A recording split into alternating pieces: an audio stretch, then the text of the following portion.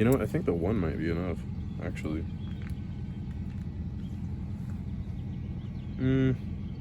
Yeah, we don't really have to cast out that far, but just for our purposes. You know what? Yeah, one might be enough. Let's see if one's enough.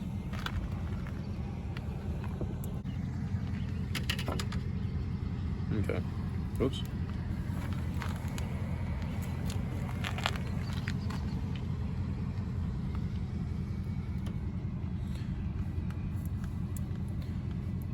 Ah. Okay, then you're gonna pinch the shinks out of that.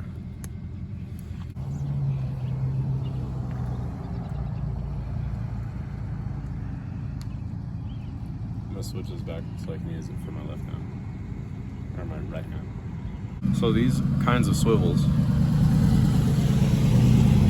are useful because you can have them switch between, you can use them to switch between leaders easily. Oh.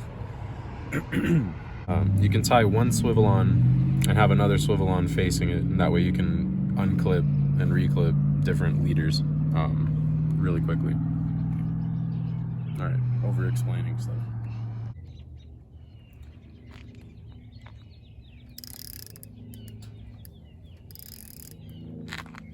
Someone's probably gonna ream me for just loosening the drag to do this.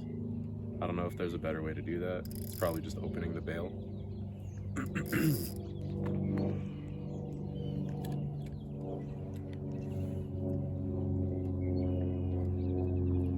What he's trying to say is he's not a professional at this.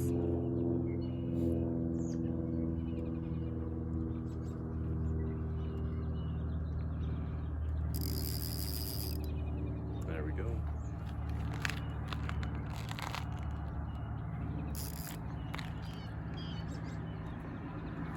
And then we did this off camera, but in order to straighten out your line, you want to just take your finger and run it down the line, and it'll heat up.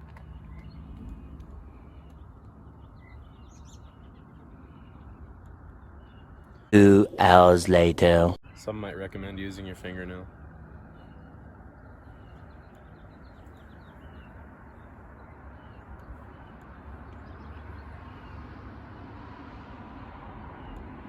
Just a couple of passes. 6.5 hours later. If it'll actually work.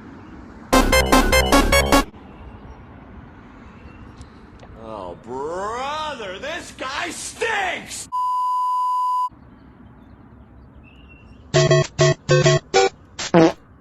Well, I don't want to It's too cold out here. Let me just hold it. Let me see. Few inches later. These birds are going crazy out here. Mm-hmm.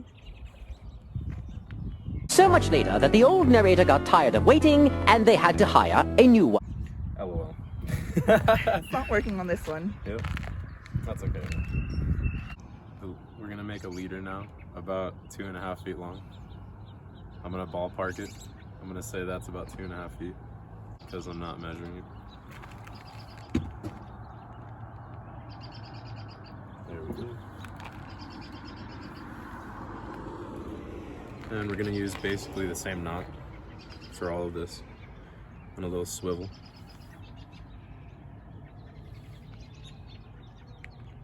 Whoops. I don't remember the name of this knot. I'll have to look it up to put in the description or something. And a couple times. How many times was that? I didn't count.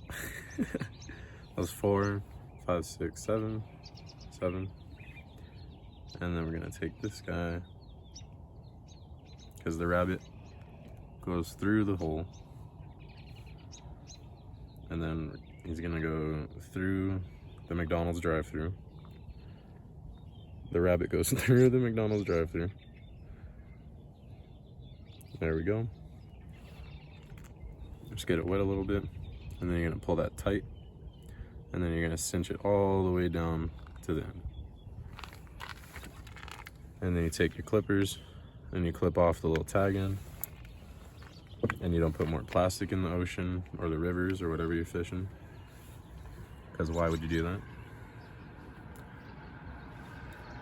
There's a term for fishermen that do that. I'm not gonna use it right now. And I can't do that fancy spin thing this time, so I'll do it slowly. So you can hold this however you feel most comfortable. 4, 5, 6, whoops. So this knot is actually a compression knot. The more times that you spin it around the main line, the tighter the knot will be. And not every line will tie a perfect knot every time.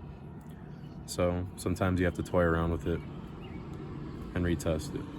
But this is a pretty strong knot.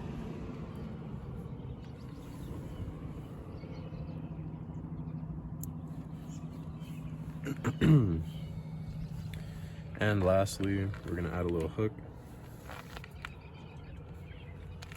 I think these hooks are a little size 7. Could be an 8. I think it might be an 8. I'll have to check the packaging on there too again. It's been a while since I've looked at any of this. 2, 3, 4, 5, 6, and 7. Whoops. Might have done an extra loop there, but that's okay. Like I said, it gets stronger. And there you have it. Oop.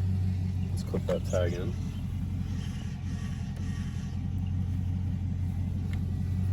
Okay, so all that we've left to do now is attach our lead weights onto the end, onto the swivel. And this fluorocarbon, this bluish glowing part, is going to be the, this is our leader. So on here, there's, I think this is between 8 and 15 pound line. Not too sure what the rating is. I don't recall. This was gifted to me quite a while ago. But the leader here is made of 4 pound, looks like 4 pound monofilament. And so trout are a little bit timid creatures. So the 4 pound makes it a little less easy for them to see in the water. And hopefully this color doesn't put them off a little bit.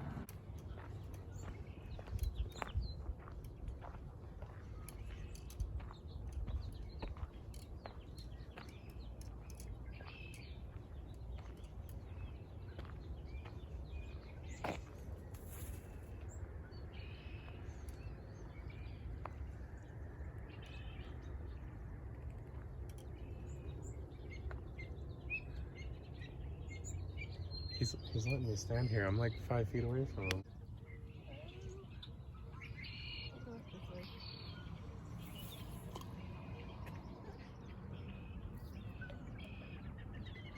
See, the key when that happens is to just be patient.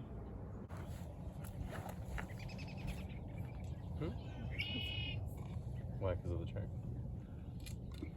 Sorry. Is that like the same thing like that? What? This? No. This is probably a little worm or something that they left. Let's try it out.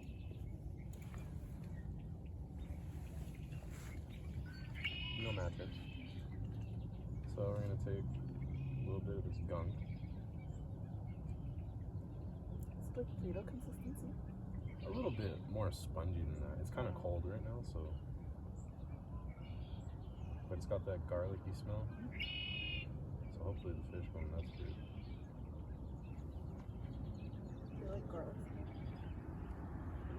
Yeah. Fish will eat hot dogs too. Really? Yeah. What if you actually attach a normal garlic on it? They'll probably still go for it, yeah. Really? Some people actually fish using corn. Really? Yep. Oh. And another funny thing is, fish had gotten so accustomed to eating corn that you can actually make a corn lure and fish with a corn lure, and they'll go for it in some places. Oh, someone else had bought the glitter one. The green glitter one of these. Yeah, let's wait until we're both ready here before I cast.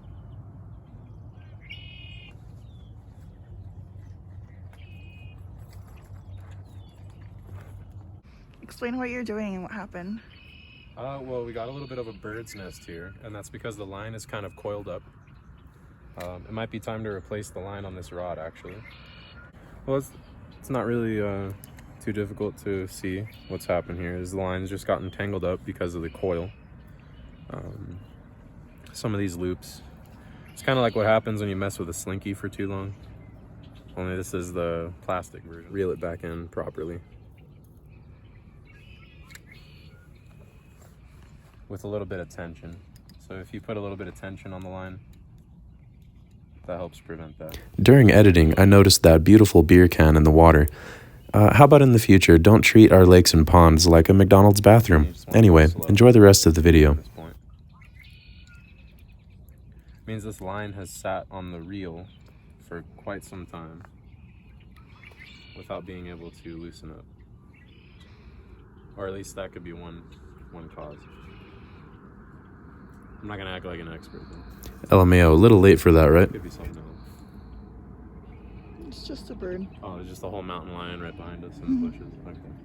You never want to overhead cast, which is where you bring it right behind you and kind of do this sort of thing like you're fighting Obi-Wan Kenobi. You don't want to fight Obi-Wan because he definitely has the high ground. And you're facing forward. You want to let go of the line when it's about 10 to 15 degrees to whatever the, how do I describe that? The targeted area. Yeah, right before you're the intended target. So just like this. Whoop, yeah, you want to just right into the reeds like that. Great example. See, it doesn't matter how many times you do this, you're gonna mess up at some point. Especially if you're using a bait casting reel. Those things are really difficult to learn how to use properly. I still don't know how to use a bait caster without birds nesting it sometimes. It's gonna look like I'm casting toward you, that's why. Alright, try it again, yeah? Yeah. There we go. And another thing that people like to do is they try to cast out to the other side of the lake. You know, what's the point of that? Or the pond, or whatever you would call this. I think they called it a lake.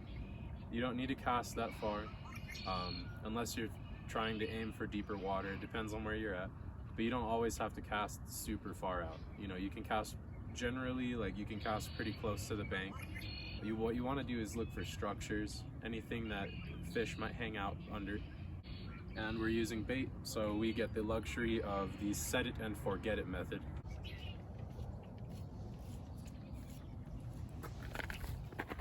I just don't have this. No, that's a good cast. Anyways, where did I put this?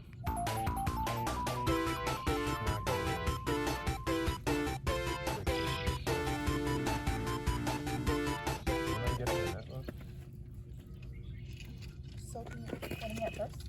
Yeah. Hold on. Yeah, I'm gonna wet the Wet the net. net, yeah. Go ahead. You got it? Okay. Little bunny in the bushes. Careful. Here, I'm bringing them toward you. I'm not gonna assume genders here. And it looks like we caught a little rainbow trout. Let's try to get. Oh, hold on. Is it still recording? Yeah. Okay. So this is a little rainbow trout. I can't measure him exactly, but I think he's about an 8 or a 9 inch. Probably less, maybe. I've never been good at measuring inches. Us men, we like to overestimate inches, you know? And so to properly release a fish, you don't want to just flop them back in the water. These are really delicate fish. They need a particular temperature for their ecosystem. This guy's really lively, so I can't really tell the gender, so I'm not going to assume. You want to just let them run in the water slowly. Huh? And you see some air or some oxygen in his gills. And then when he feels like he can move, he'll take off. Bro. Oh, hell no, man. What the fuck, man? Get your ass on, boy. Get your goddamn ugly ass. I really hope that's not the case. Still breathing. He's still alive, but They ask you how you are, you just have to say that you're fine. Gotta get You're him some not really oxygen, fine, some but you just energy. can't get. okay, you can take the camera off now. Because we killed a fish. I really hope we didn't. You can keep recording now. It looks like he's coming to. Keep it going. It looks like he's coming to.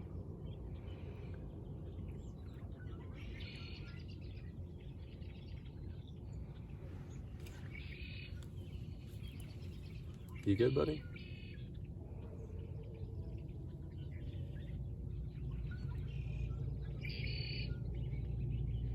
There we go. See?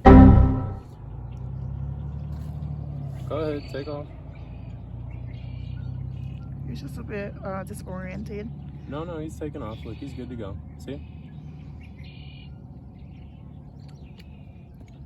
Okay, cool. We didn't kill a fish. Yep. You can see those in Cali too. Thanks for watching, and I hope that this inspired you to get out and try to do some fishing yourself.